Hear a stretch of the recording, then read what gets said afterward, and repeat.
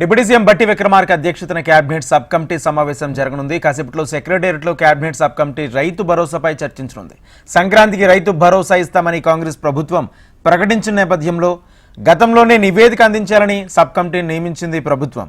ఈ నేపథ్యంలో నివేదిక కొలిక్కొచ్చే అవకాశం ఉంది. తాజాగా ప్రభుత్వానికి సమర్పించే నివేదికపైనే సబ్ కమిటీ చర్చించనున్నట్లు తెలుస్తుంది.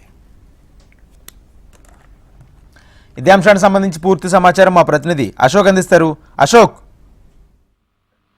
రాజేంద్ర, ఏదైతే సచివాలయంలో మరికాసేపట్లో డిప్యూటీ సీఎం బట్టి విక్రమార్క ఆధ్వర్యంలో రైతు భరోసాకు సంబంధించినటువంటి సబ్ కమిటీ సమావేశం జరగనుంది. దీనికి సంబంధించి తెలంగాణ రాష్ట్ర ప్రభుత్వం ప్రత్యేకంగా ఒక కమిటీ వేసింది. గతంలో రైతు బంధు బీఆర్ఎస్ ప్రభుత్వం అమలు చేసింది. దీనికి సంబంధించి రైతు భరోసా ఇస్తామని చెప్పేసి కాంగ్రెస్ పార్టీ చెప్పింది. ఈ నేపథ్యంలో ఈ వానాకాలం కావచ్చు, అలాగే ఇప్పుడున్నటువంటి ఈ రబీకి సంబంధించినటువంటి పంట విషయంలో రైతు భరోసాకు సంబంధించినటువంటి విధి విధానాలకు సంబంధించి ఇప్పటికే తెలంగాణ వ్యాప్తంగా కూడా సబ్ కమిటీ కలెక్టరేట్ కార్యాలయంలో సమావేశం నిర్వహించి రైతు సంఘాలతో వివిధ పార్టీల నేతలతో పలు ఫిర్యాదులకు సంబంధించిన తీసుకుంది.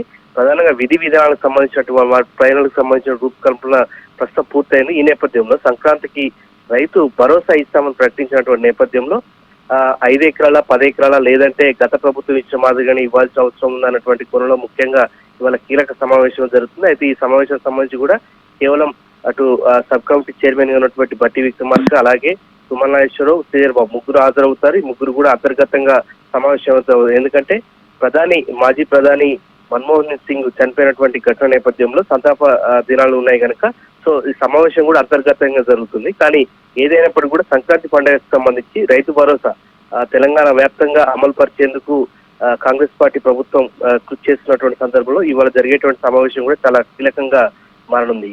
రాజేంద్ర. Thank you Ashok.